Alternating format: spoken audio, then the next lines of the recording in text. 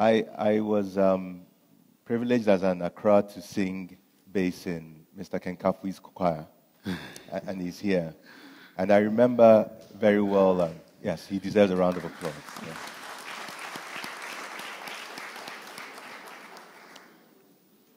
Haydn's The Heavens Declare the Glory of God, and this is from Psalm 19. And I like the way it continues in verse 2, day unto day utters speech, and night unto night reveals knowledge. And I think if you do deep mining on this particular scripture, if you go through, you constantly sort of see the layers of creation and the knowledge and the understanding and the science behind creation, and what I think is a validation that God is the author of science. There are three things I think we should look at in trying to identify why we have to have this conversation from the perspective we're having it. Reflecting some of the points the keynote speaker made about where we are versus where we should be in science and in technology and innovation in our country. So the first point is on science versus mystery. And I think it's no coincidence that throughout history, the nations that have developed progressively and consistently have always placed a high premium on scientific development. Where I'll depart a bit from our keynote speaker is actually to extend the point he made while disagreeing, that it often does take series of military conquests, focus, to develop. In fact, I think you made reference to DARPA about 5 times in your speech. And that happens to be the cradle of the creation of the internet, which is, after electricity, the next platform on which most scientific developments that we enjoy and their distribution today exist. I'm not suggesting we look for a war to go to, but I don't think we should fail to defend ourselves if the opportunity arises. But I think science is the art of explaining mysteries. And in our culture, we like mystery. And probably we use mystery to shield ourselves from the burden of scientific exploration. And so rather than going through the process of uncovering, unveiling the mysteries that shroud the wonders that we see and we encounter, we tend to lean on a spiritual cover. But I think the essence of mystery actually is for them is to really uncover or unveil and understand what's behind it. Why does it work? And so eventually and over time, things that were previously dealt with miraculously are dealt with scientifically, and I think that is indeed what God's purpose for us is. I will jump to our second challenge, which I think is a lack of curiosity. And I think most of us would agree that culturally, we don't really encourage curiosity. In fact, even though I think I'm a modernist, I catch myself sometimes getting exasperated with my 4-year-old son, because I think he really is the epitome of curiosity and has inspired this definition I have, that curiosity is the propensity to look into a matter and to persist until satisfied. My son Kojo persists until satisfied. And he can ask the same question again and again and again, and until he's gotten the answer he wants, doesn't relent. And yet we tend to punish the children who do this, rather than to encourage them. If we're going to make any significant advances in science, then we've got to change that cultural orientation to actually encouraging and rewarding not only the children, but even the professionals. So not only at home and in academic institutions, but also in the places where we work, we've actually got to encourage the people who are willing to make mistakes. We've got to reward the people who are willing to try the things which otherwise, which have an element of risk, and to persist that. And so I think the depth of curiosity itself determines the probability and the rate of discovery, that we've got to be willing to go deep. My third one would be then to go beyond the challenges we have with curiosity and say, are we willing to do what it takes to realize major inventions and technological breakthrough? So I think the keynote speaker really addressed this when he talked about the element of leadership. And I'll drill this down very quickly to, I think we need leadership that sets up a mission to Mars. The moon is past. Even Mars has been landed on with a rover. So maybe we should be looking at one of the other planets. The planets and the number of planets that we have and what their names are have changed since some of us went to school. But I think great inventions require great need. So what we're looking is for leadership to place demands on the scientific and the engineering community, real demands, because we've ultimately exported our ambitions and we've outsourced our aspirations. We're constantly pushing our most challenging problems to other people to bring us solutions. But what we need is to bring a focus on the local scientific and engineering community, place real significant demands, not the types of problems that are solved in 6 years or, in 6 months or in a year with 100 million cities or otherwise, but the sorts of things that require several years of persistent research and development and billions of cities of concentrated effort that will actually cause cataclysmic changes in the society we live in. If we're not willing to be patient with time and investment and with effort and focused leadership demand on our own, not outsourcing it, not exporting it, then we're not likely to get to the point where there will be the dividend of accelerated development resulting from science, technology, and innovation. We have to leapfrog, or as one discussion, immediate past president of the academy was saying, exponential growth. We can't do linear growth anymore. We have to be working on exponential growth. I will limit my brief discourse to the health sector. So I will point out that much of medicine and health, where we are, is because of development in science, technology, and innovation. A lot has happened, and a lot is happening, and the question is Ghana going to be part of the development and be sitting at the table, or are we going to be dictated to as to what to do? So historical perspective, where are we and what we need to be there at the table of development? And so to the health sector, where I have spent about 50 years of my working life working on a number of parasites, malaria to say the least. So I'll discuss a bit of the past, the present, and future considerations and actions that are needed for Ghana to be part of the future for sustained accelerated development for a better public health. So from antiquity to present time, our preoccupation as humankind has been how to live longer, how to cure our diseases, and how to prevent death. Now, and where we are now is because of STI. And backtrack to 16th and 17th century, this is where momentous changes in medical sciences due to STI started. This is where the elegant and careful illustration of how our muscles are linked to our ligaments and our bones, that is Andreas Vesalius concretized the association of anatomy and physiology. That is the first momentous description of scientific discourse. And this was taught by William Harvey. We know the circulatory system. We all just talk about blood and donation, and that went with careful experimental measure and science and technology to understand the circulatory blood system. And so this, for me, was the beginning of modern scientific medicine due to STI. And then our speaker talked about Isaac Newton and his observation. For me, as a medical scientist, the high note is Robert Hooke, who discovered microscope.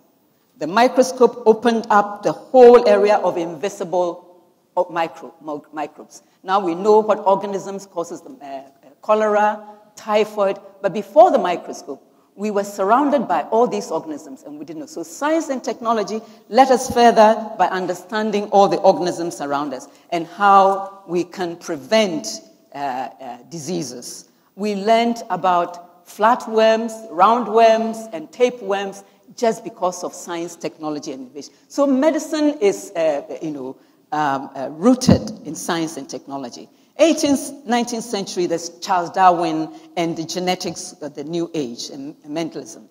And then we have Louis Pasteur and understanding microbiology and persistence, understanding of life cycles of parasites, the worms, onchocerciasis, schistosomiasis. These were all serious STI development. And then we brought this to the bedside. The stethoscope, the sphygmometer, measuring blood pressure, the x-rays, and the classification of psychiatric diseases. These are all elements of science technology. 19th century brought in public health and medicine. This is where we understood how to utilize science and technology to develop vaccines, to understand the organisms around us, and to prevent all these medically debilitating diseases. The major gains were, however, wiped out with 2 world wars. So it doesn't take much to have development wiped out by just wars, and this is what we have to prevent. Thankfully, a later part of 20th century, we moved on to development in understanding that life led to degeneration and death. We could hasten this, or we can help ourselves and the role of environment. So again, science and technology allowed us to understand non-infectious diseases, the heart attacks, the strokes, and move forward to identify risk factors and how we can relate to our environment. So to date, we've partially controlled infectious diseases, but we are still not there. With the major achievements in science, medicine, and partial control, what we need to do is take hold of our poverty and dysfunctional healthcare systems. With the 21st century, we have to utilize ICT and healthcare. mHealth is important. Developing multidisciplinary research systems to build our research and educational capacities and bring in research so that we can control our environment, develop more vaccines for longevity, and be part of the development agenda. Back to Dr. Boachi now. I believe Sir John, the secretary of NPP, used to say, beware of delegates. I'm saying beware of gadgets. I'd like to thank the organizers for giving me the opportunity for this evening to share a few thoughts on science, technology, engineering, and innovation, and their indispensability to the growth and prosperity of any society.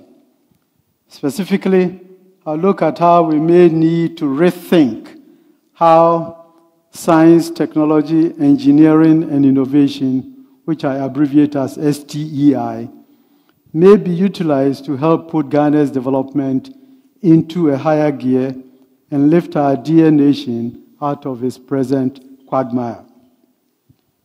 I have a limited amount of time, so I would invite all of you to actually take a look at a presidential address that I gave to the Ghana Institution of Engineers, where I actually elaborated this in a lot more detail. So if you get the opportunity, please take a look at it. And the title was Ghana Must Embrace Science, Technology, Engineering, and Innovation to Achieve Sustainable Development. Ghana must consciously embrace STEI in the inevitable quest to achieve sustainable development. Ghana must achieve sustainable development if it is to survive as a nation. Moreover, the development journey must be accelerated if we are to liberate the mass of our people from poverty, illiteracy, and disease and move them into the contemporary 21st century. To achieve this goal, we need to give special recognition to the role of STEI. Fortunately for us, There are examples to follow from the newly developed and emerging economies, such as Brazil, Singapore, South Korea, Malaysia, China, India, and so on. First, I note that I have deliberately added the word engineering to the title. And this is because I believe that a better appreciation of the critical role of engineering relative to science and technology in the development process is part of the rethinking that we need, to develop. Science focuses on pure pursuit of knowledge, the output being the laws of nature. Technology results when the knowledge is transformed into application, producing tools, methodologies, processes, etc. Engineering, then, is the art of optimally using technology to solve practical problems for the benefit of society. Engineering is primarily concerned with how to direct the scientific discoveries to useful economical and practical ends, exactly what is needed for socio-economic development. Innovation is achieved when technology and engineering are applied in a manner to add value. For example, if an existing process must be adapted to local conditions, innovation helps us to do it in an imaginative and not a purely mechanical manner. Innovation is what encourages us to think out of the box. Ladies and gentlemen, to bring home the role of engineering, and incidentally, I just finished my term as the president of the Institution of Engineers, and I'm proud to say that I ushered in the first lady president of the Ghana Institution of Engineers. So let me sketch for you a day in the life of a Ghanaian, probably in the urban or suburban setting. You get up in the morning, turn on the lights, and turn on the tap for water to obtain water from a container filled with water fetched from an external tap to wash your face. The WC may be flushed. Next comes a shave with a razor, then a bath or shower and dressing up to be ready for work. Perhaps the radio or TV will be turned on to catch up on the news. And quite likely, there will be breakfast warmed with an electric or gas stove or microwave oven. There may be waste to dispose of. Then comes a ride on the car or a walk to the trotro station to take a bus to work. The private car or bus will ride on various kinds of roads, some acceptable, others pothole infested. Upon arrival at work, if an office worker, the computer will be turned on. There will be access to the internet, telephone conversations, and documents may be prepared and exchanged. For a non-office worker, such as a shop owner, lights will be turned on. There will be conversation on the cell phone with suppliers and customers. Some kind of adding machine may be used in aiding accounting. Goods may be moved by taxi or other types of vehicles. At the end of the day, the office or shop will be locked up. The trip home will be similar to the one in the morning. Upon arriving at home, dinner will be prepared, once again using the electric or gas stove or microwave oven. After dinner, some time may be spent watching TV, and some parents may review the homework of their wards under the lights provided by the electric power company. There may be another bath or shower before turning off the lights and retiring for the day.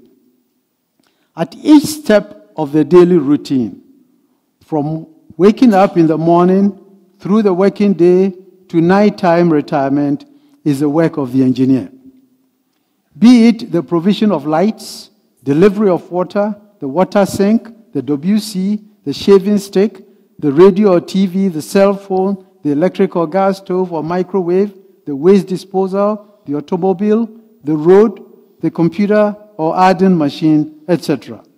The modern life cannot exist without engineering. Let me look at STEI a little more. I start from three firm premises.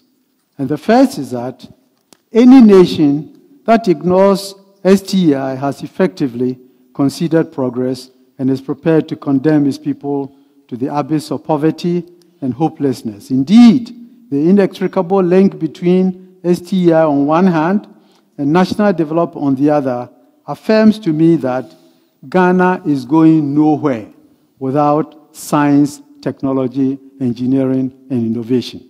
No country ever developed without indigenous engineering and technology. Indeed, in the more successful recently developed countries, engineers and technologists have been at the forefront of leadership. There's been an explosion of technology, the second tenet. There's been an explosion of technology in the last few decades to support socio-economic development.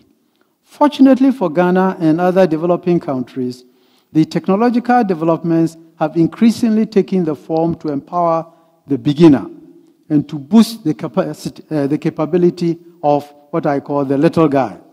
However, to enjoy the advantage, potential beneficiaries must be organized. And herein lies the challenge, being organized. Third, sustainable development requires a transformation of what I call individual excellence to group excellence. That is what transforms smart individuals to smart institutions, which can then sustain the gains from science, technology, engineering, and innovation. It is therefore important to distinguish between individual excellence and group excellence. In particular, note that the disparate collection of individual excellence will not necessarily sum up to group excellence. I'm sure that in this hall tonight, we have some of the best brains in science, technology, and engineering. They represent Ghanaian individual excellence. Yet, our dear nation is under the yoke of underdevelopment, and our people are suffering in a world where technology reigns high. Until we find a way to transform the collection of individual excellence to group excellence, this unpleasant situation will persist. All right. Thank you very much, Dr. Boakye. I think that's a very interesting perspective. We've seen the software guys, we've seen the conveys that without engineering we are going nowhere. I'm sure Valentina thinks without business we're going nowhere, right? So we'll hear from Valentina, who brings a different perspective to our topic for this evening.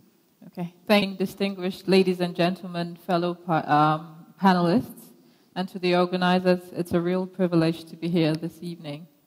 Now, as we know, science, technology, and innovation are key drivers to any nation's economic growth and social growth, as well as development. We also heard about the software aspect and the patents and aeronautics, etc. previously. So these are real key elements that are needed in any economy's development.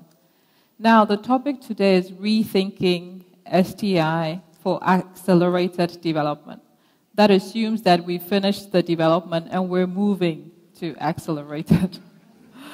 Now, how do we truly achieve that so it's not another fad, another fancy theme that we repeat year after year without actually seeing true value? We can only do that by stating to ourselves that the status quo can be no more.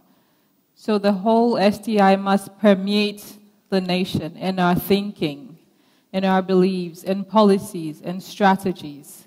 And it lies within us as well as the environment that we live in.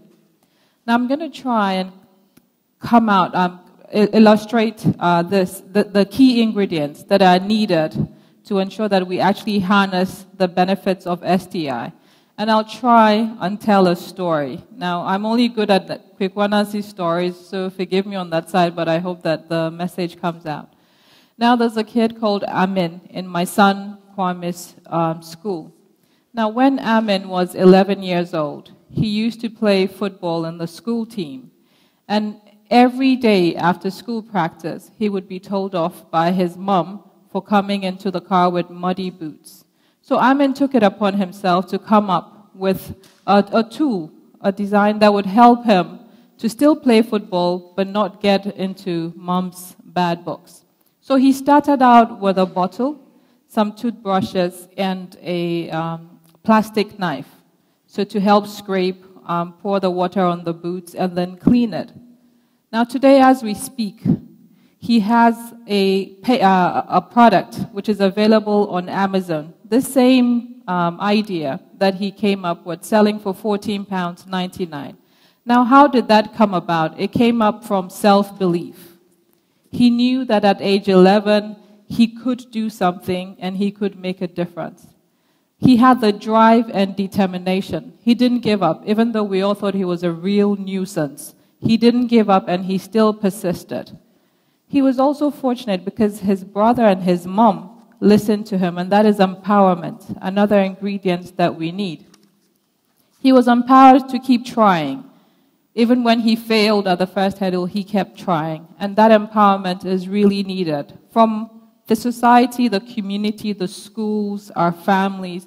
And we need that to encourage us to still persist when we don't make it the first time, or even the second or third time. The next thing was access and networking. Now, you may have heard of Dragon's Den. He was able to make his way onto Dragon's Den, and Amin is the youngest entrepreneur that was featured on Dragon's Den.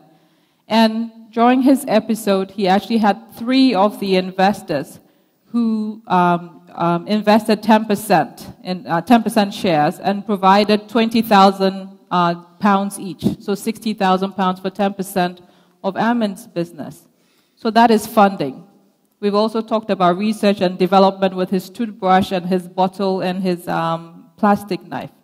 So these are all ingredients that come together so that science, technology, and innovation doesn't sit in the classroom, it doesn't sit in the universities, it doesn't sit in government, but we have all these ingredients coming together so that we can realize the benefits of science and technology. Science is all around us. Technology is a tool that would enable us achieve benefits. But we must first know what our problem is. Now that Boots, it's called the Boots Buddy. You can look it up when you go. Now that Boots Buddy is Amin's KVIP, because it has to be within context. You can't have somebody from Iceland coming to develop KVIP version 3 or version 4. We have to look inward, and we have to look within our context, as well as looking outward. We should look at going to Mars, we should look at going to space, but we still have KVIP issues to solve. So we have to look at both sides. And then also networking and access. He was able to get the product onto Amazon, and now it's a product that is well available. And therefore, I think the message that I want to leave is that science and technology is about us. We can only make it work by knowing what our problems are, knowing what the capabilities are, having access, and having that self-belief that we can actually make a difference, whether it's producing you without you realizing those benefits based on the pains you've gone through. So that's my submission from today, that let's make science and technology happen for us. We can solve our problems by harnessing these benefits, and we can all utilize technology to solve our problem. We don't all have to be in the lab. We don't all have to be software developers. As users, we can also come up with ideas that the developers can convert into products or services for us. So with that, I would say, let's all believe and make a difference. Thank you. Right. Thank you very much, Valentina. I think all our panelists have no doubt that technology and engineering, if we're going to develop. But why aren't we developing? Prof. Kwachi said we need to grow, we need to develop exponentially. But we are not even crawling. We are not even developing linearly. We're not developing our science and technology, or we are not using what we have developed. What is the problem? I think I would piggyback off my speech and point it to acceptance of the status quo. It's the fact that we, for most intents and purposes, accept a lot of things as that's how it is. With that, now you can start marrying it into the mystery and the myth into the cultural aspects, into the networking and other aspects. But it all starts with when the apple falls from the tree, asking why did it fall, and then trying to move from there. It could fall on someone's head. What should we do to prevent that? And it could fall, and you can use the force to do something else. But I think acceptance of the status quo, and I gave some examples there, whether it's healthcare, on our roads, telecommunication, education, any area, internet, technologies, communication, is accepting that that is how it is until some innovators or someone with drive, and that's where leadership comes in to introduce a paradigm shift, and then we all move in step to the next level or the next phase. And so once we start accepting that there could be changes, there could be improvements, things can be better, and this is not how it should be, I think we will start looking forward to more changes in terms of STI in our environment. I looked at, I didn't mention it here, but if you look at the national budget for 2017, some of the goals that we set for ourselves in terms of science and technology, 60 years after independence, I mean, for me, are very low bars. You know, I can't give an example, but for last year, the achievement that were mentioned was, one example was welding. I think it was welding something. And then the other was on green technology for nursery or tomatoes. I mean, it's fine and good, but 60 years after independence, we should be way beyond that. And so I think that once we start to accept that there needs to be changes, the status quo needs to move, we'll start looking at reasons why, and then everything will be in motion from there. All right. Go ahead. I think it is not all. I think there's one area that when I was a student in the US, not once did I speak with my parents. You know, over a period of 8 years, not once. Today, the thing that amazes me is you have a farmer, maybe somewhere in the Brunhafo region, maybe in the Upper West region, talking to his or her son or daughter in Italy. And they can do this 3 times a day. We are capable of doing that from this country. So I think if the proverbial leapfrog has been made in telecommunications, and maybe that's one of the things we need to look at and say, what did we do right? And perhaps, can we replicate? You know, sometimes you complain about the channel and so on. But if you take a step back, there has been a revolution in telecommunications, not just in Ghana, but across the whole continent. Right. And maybe that is something we need to look at and see the business model. It is not just purely science and technology, but also the business model, the regulatory model. Look at all of that and say, what are the lessons learned, and can we replicate that in other sectors? Right. Emmanuel. Yes, so that's a good point that you mentioned, Dr. Bachi. And so from my perspective as a research scientist, you know, we said, you made a good point that we have made improvements. We can talk to your son in Italy. But what I look at is how do you leverage, and first of all, thanks to the leadership role of people like Professor Kweno, who led the pioneering roles in technology, telecommunications in the country. But what I look at is how do we leverage that infrastructure now? Yeah. It's well and good. Talking to your son and YouTubing rap songs is just the first level. How now do we use that to help in dispersing or dissipating healthcare from Tamale, Walewale, yes, Tumu, Takrady, all the way through Accra, so that you can use that same Skype for a Kolebu expert to address someone in Tumu or Walewale. You know, I like using Walewale because I did my national service there. But that is a kind of leveraging that I'm looking for. You can also look at agriculture. I have a colleague here, agricultural extension. You have to travel all the way to the north to organize a workshop. Why can't it be in Accra and then leverage and organize maybe 4 seminars for different regions in one day using that Skyping? You know, if you go to Sweden now, they are having remote control towers. So one tower, maybe Kotoka controls Takrady, Kumasi, and Tamale. So you don't need to have control towers in all 3. then you are making the accelerated. Remember, the theme is also accelerated. Then you are leveraging that. But when I go back to the status quo, our status quo is Skyping has come, so now I can talk to my son. But we rarely ever look beyond and how can he use it to catch up those who are in a comfortable lead. Professor Kwachi. Yes, I think fundamentally we need to address education and research. And I agree with Dr. Boakye that it's not all bleak. The example is that just take our campuses.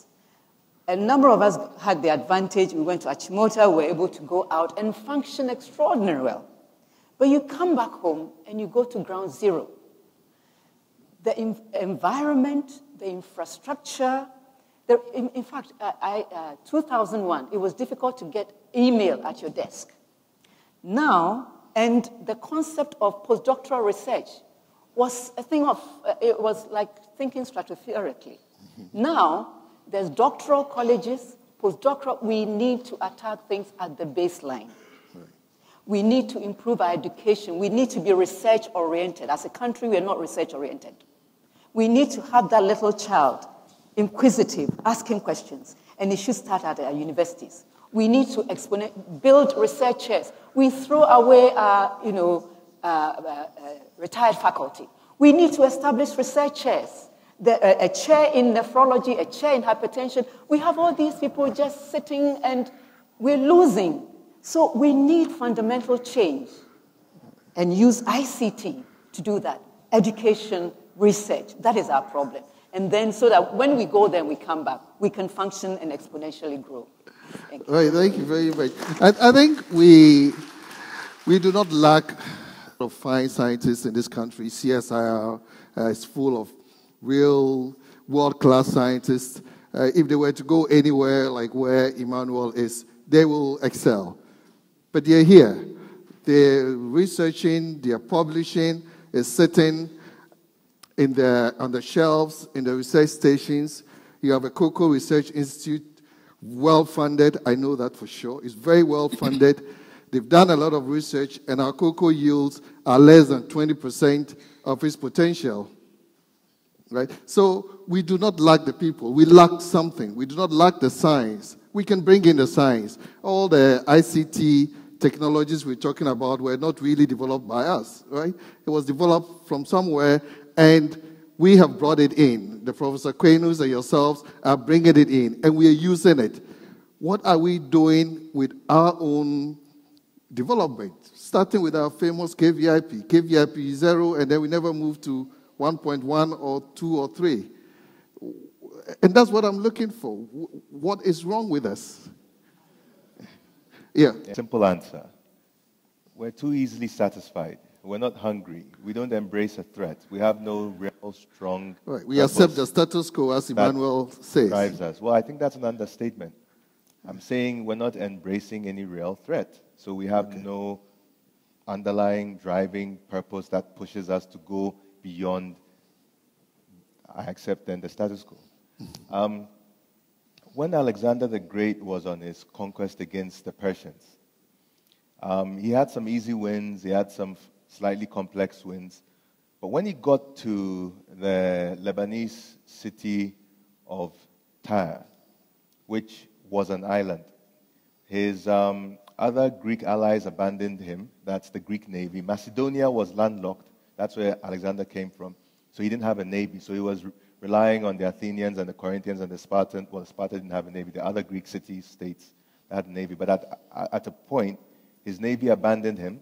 And so obviously he wasn't able to overcome the strategic city of Tyre. What did Alexander do? What would a Ghanaian have done? Well, move on, if this is our attitude. He built a causeway. He extended the land to the island, over the sea. This is in about 332 BC. This is before Christ. What I'm suggesting is we need to be hungry. If our yield from cocoa is at 20% of its potential, we need to say, let's go for 200%. And we need to say it should be done in 3 years. And we need to say we'll put the budget and the resources behind it to the extent of what we have. You win with what you have. You don't always need to go out to donor partners to get help. Sometimes you just need to task the people who own the problem and who own the benefit with real demands and then insist on real results. Yes, Alexander lost men, he lost resources in doing that, but he accomplished the mission. You need a real sense of purpose. This is the reason why it happens in many cases that the most developed countries are the ones who have also achieved significant conquest over years. It's because when there's a real threat, when something actually challenges your existence, when you embrace a threat, when you don't simply sit and say, after the next time Burkina opens the Bagri Dam and it floods our north and it wipes out our crops and it wipes out people's lives and livelihoods, we'll just go back and negotiate. When you make a real determination, no more of this, I won't allow it, I'll find a solution, I'll pursue it until I get the result I want. That's the sort of demand that leadership places on a people and brings out buildings like Westminster Abbey and Salisbury Cathedral. Because there's a bishop there in the 13th century who has a vision, who tasks stonemasons who don't have anything close to the precision equipment that we have today and the engineering training we have today, and yet could make those phenomenal, beautiful sculptures that we continue to admire, buildings that are 1,000 years old, and we still go out to go and take a look at. The cathedrals that we visit in Europe, that Notre Dame's and Sacré-Cœur's and the different, and that pink marble cathedral in Siena, that's about 1,000 years old. It's about inspiration, it's about vision, it's about leadership saying, this is what we want to do, and insisting and inspiring people, the local people, to build their skills to deliver it. I think that's what it's really going to take. Thank you, Kofi. So it's not just technologies, it's not just science, technology, and innovation, but we need a vision, we need a leadership, all right? Let me give Valentina a chance, and then I'll... Yeah. I can't overemphasize the self-belief aspect where we move away from being passive users of tools and systems and services, but actually being active, being very inquisitive, whether as a child, whether as a student, or whether as an adult. Now let's look at WhatsApp, for example. We're all very familiar with WhatsApp, and we've seen the journey of WhatsApp, how it started, and how we're now all very hooked onto it. It's a tool that is a communication tool that we all absolutely need in our daily lives. And now even in the corporate environment, WhatsApp is being used for enterprise communication. Now I bring up that example because it's something that affects everyone in this room. Now how can we look at our needs? How can we ensure that we leverage on those existing? It might not be the best. We might not have the best infrastructure. But if you have a number of people coming together to pool resources, to create that infrastructure that we need, we can start from somewhere. We have a number of scientists, we have a number of architects. We had David Ajay recently in the UK, a very renowned architect. So we have all the things that is needed. But how do we then ensure that we realize value from those ingredients? And I think that is what we need to work more on.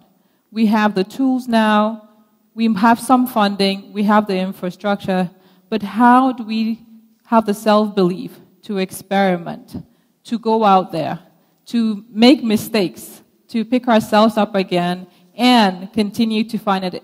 There's so many versions of solutions.